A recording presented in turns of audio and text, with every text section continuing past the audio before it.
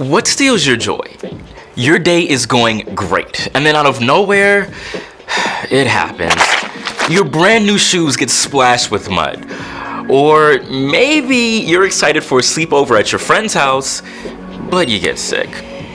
Could be mom reminds you that you've got a dentist appointment, which is never fun. Maybe it's simply that your friend gets picked for the choir solo instead of you, or there's something new on your dinner plate. In moments, you go from feeling on top of the world to down in the dumps. Emotions can be just like a roller coaster. Life happens, and before you know it, you're up, you're down, you're upside down. We live in a broken world, and sometimes things will be hard and sad. But God designed us for joy. Even when difficult things happen, we can choose to celebrate what God has done, what God is doing. A friend's smile, bright sunshine, a cold glass of water on a hot day.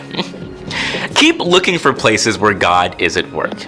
Then you can say, come sunshine or rain, when things don't go my way, still my joy can stay. When you choose to see and celebrate what God is doing, others can see God at work in you. That's why joy is an amazing way to worship God with your life. Because worship is about more than just singing loud. It's all about living loud.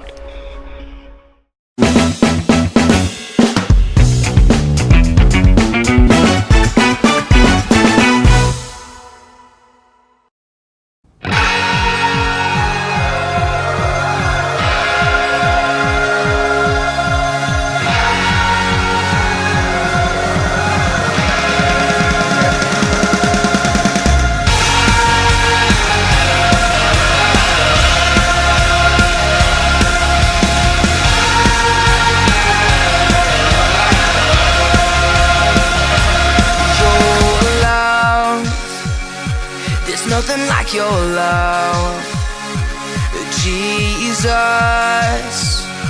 There's nothing like your love. And I can't stop my lips from singing, I can't stop my voice from shouting about your love. It's everything I ever wanted. Jesus, you're better than the best thing. Your love is making my heart sing. Nothing could ever separate me from you.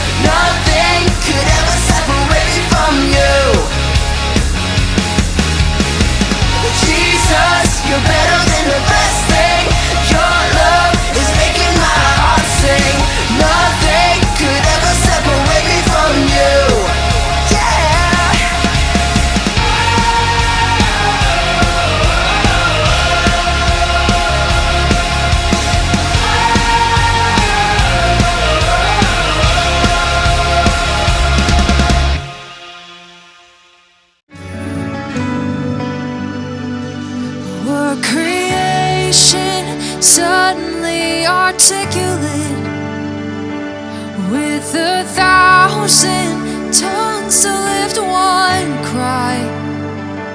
Then from north to south and east to west, we'd hear Christ be magnified.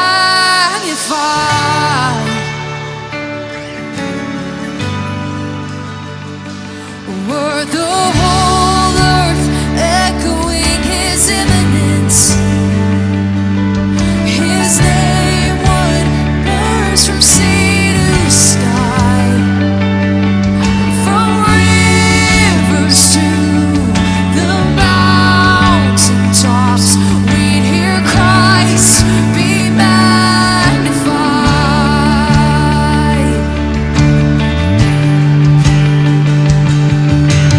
Oh, Christ be magnified. Let His praise arise. Oh, Christ be magnified in me. Oh, Christ be magnified from the altar of my life. Oh, Christ be magnified in me.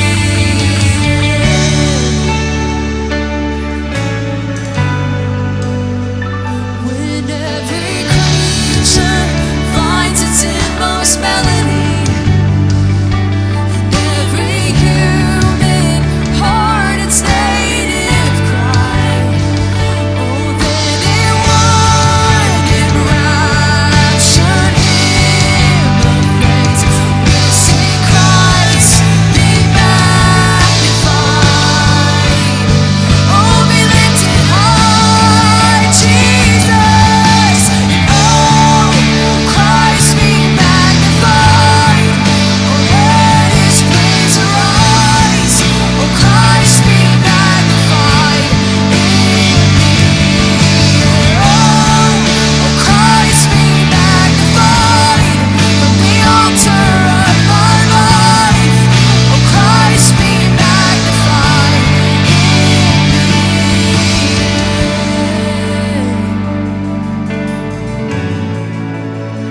There's no name higher, there's no name higher. I won't bow down to idols, I'll stand strong and worship You. And if it puts me in the fire, I'll rejoice 'cause You're there too. I won't be fooled by feelings, I hold fast to what is true. And if the cross brings transformation, then I'll be crucified with You. 'Cause death is just a doorway into resurrection life. And if I join You in Your suffering, then I'll join You when You rise. And when You return in glory with all the angels and the saints, my heart will still be singing, my soul will be the same. Oh, Christ be magnified. Oh, let His praise arise.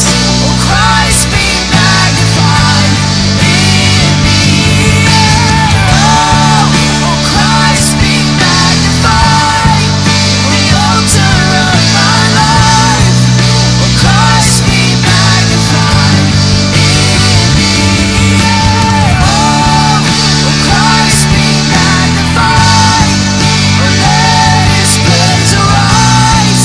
Oh, Christ be magnified in me. Oh, Christ be magnified from the altar of my life. Oh, Christ be magnified in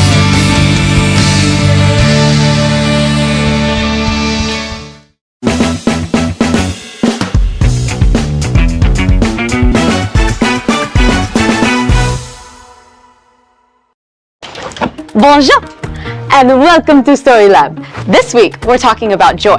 Well, we take a look at the story of a celebration where they had some pretty miraculous beverages. Who's gonna help me slice the cheese?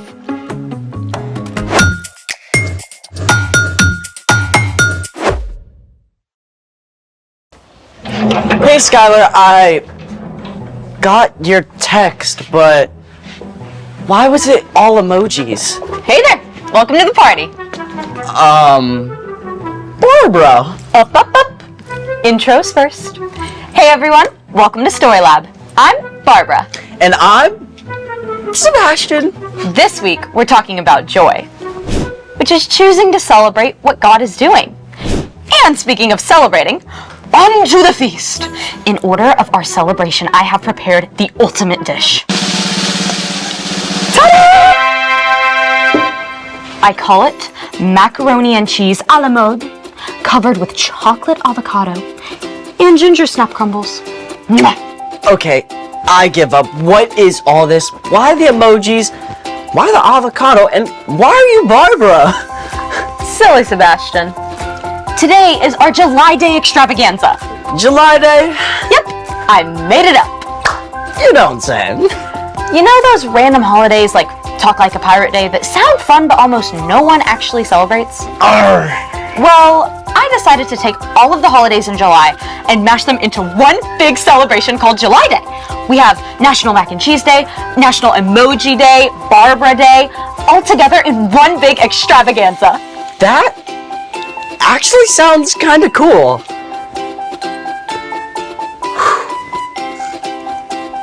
And this is surprisingly tasty. Right? In a weird, I would never do this myself kind of way.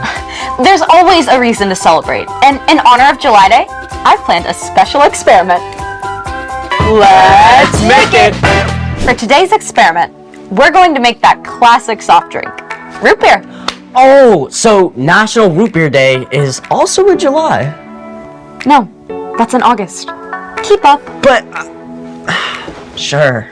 To start, you'll need 2 liters of distilled water, 1 cup of sugar, 1 bottle of root beer extract. Root beer extract was traditionally made from sassafras bark, but currently contains wintergreen, licorice, and vanilla. Thank you, random announcer voice.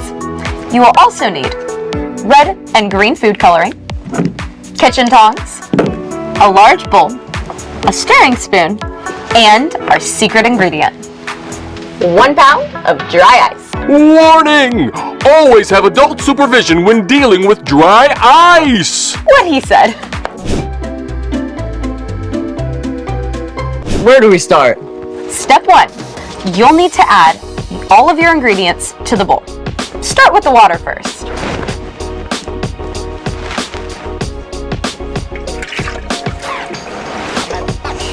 Step 2.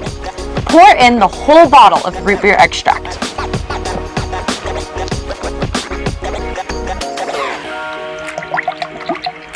Step 3.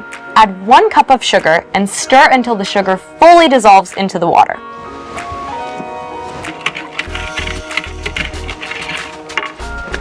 Step 4. In order to get that signature root beer brown, mix in the red and green food coloring, using about twice as much red as green.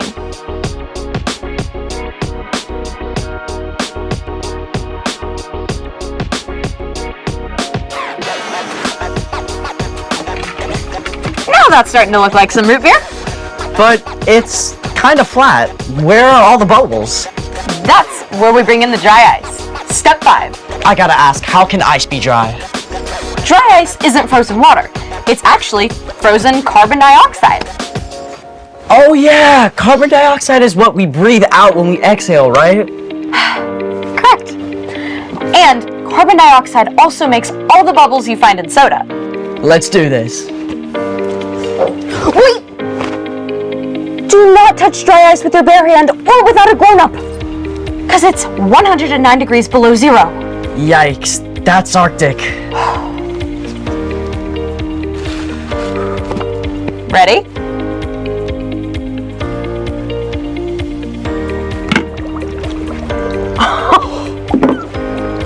Whoa! You know, it looks like a scene from a scary movie. When dry ice is added to a liquid, it immediately changes to a gas through a process called sublimation. The gas fizzes, creating carbonation. Check out all the bubbles. Aw, cool. Could take a while for that dry ice to sublimate. While we wait, it's time for... The story before the story. Today, we're in the book of John, which tells the story of Jesus. Jesus came to earth as a baby. He's the Son of God, but we don't know much about his early years. We do know that just like us, he had a lot to learn. As he grew up, Jesus became wiser, stronger, and more pleasing to God and to people. When Jesus was about 30 years old, he went down to the Jordan River to be baptized by his cousin John. God spoke from heaven and said, "This is my son, and I love him." Afterward, Jesus began to teach and gather followers. Which is where our story starts. Take it away. Hey everyone, I'm Jen. Hope you're ready to celebrate because we're headed to an awesome wedding in the village of Cana. So far, no one knew about Jesus, but this began to change at a wedding that Jesus attended in Cana, along with his mom Mary and his new followers. Everyone was enjoying the excellent feast and the wine that went with it. At that time, water often wasn't clean or safe to drink, so most people drank wine. A wedding celebration would last for days, and the hosts were expected to provide all the food and drink for their guests. The wedding feast was in full swing until Mary noticed a big problem. All the wine was gone! This was a huge fail. Running out of wine meant that the bride and groom would be humiliated. Mary knew that her son was special. She turned to him and pointed out, "Do you see? They have no more wine." No wine? Well, that's a disaster. Total party foul. Jesus told his mother, Why are you telling me about this? The time for me to show who I really am isn't here yet. but Mary wouldn't take no for an answer. She marched up to the servants and said, "Do what he tells you." Okay. 6 giant stone jars stood nearby. These were used for ceremonial washing and could each hold more than 20 gallons of water. Fill the jars with water. You got it, boss. Why are we doing this again? His mom said we have to. Makes sense. You never want to disobey somebody's mama. After the jars were filled, Jesus told the servants, Now dip some out. Take it to the person in charge of the dinner. 1 cup of water coming up. Hey, this looks different. The servants took the cup to the guy in charge of the feast. You can imagine they were pretty nervous about how this was going to go down. He's drinking the water. I don't think that's water anymore. Sure enough, the guy in charge immediately pulled the groom to one side. My friend, what is this? Everyone brings out the best wine first, but you have saved the best until now. I did? I did. I think. The bride and groom were saved from major embarrassment, and everyone could continue their celebration. Jesus chose to turn water into wine as his very first miracle. He did something incredible, simply so a group of family and friends could continue to celebrate and enjoy each other's company. The end! Those servants, can you imagine their faces? Total shock. Cleaning water one moment, expensive wine the next. God loves a celebration for sure. So, what's our part in the story? Well, Jesus showed how important it is to find joy in spending time and celebrating with family and friends. So go to all the birthday parties. It's true that parties are great, but that's not the only way we can celebrate. Usually it's just looking to share some joy in the ordinary everyday things. Like if you just finished reading a great book, you can share it with your friends so you can both enjoy it. Or you can celebrate that it's Friday and give some cookies to your neighbors. When my mom and I finish weeding the garden, we celebrate by making super awesome frosty lemonade. Celebrating the little things can bring so much joy to your day. Oh, my new puppy just learned how not to pee on the carpet. Can we celebrate that? Absolutely. I bet your mom is celebrating already. I think I saw tears of joy. Thanks for bringing me joy today. See you next time. Bye. So here's the thing. Jesus showed us how to have joy. And Jesus valued celebration because it brings people joy. Now can we celebrate our root beer? You know it.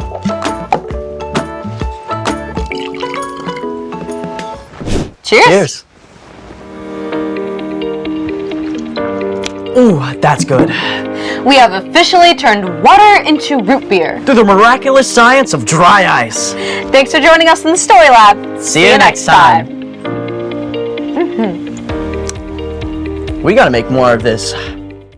In today's story, Jesus showed us how he can be the source of joy by providing wine for a wedding after the wine had run out.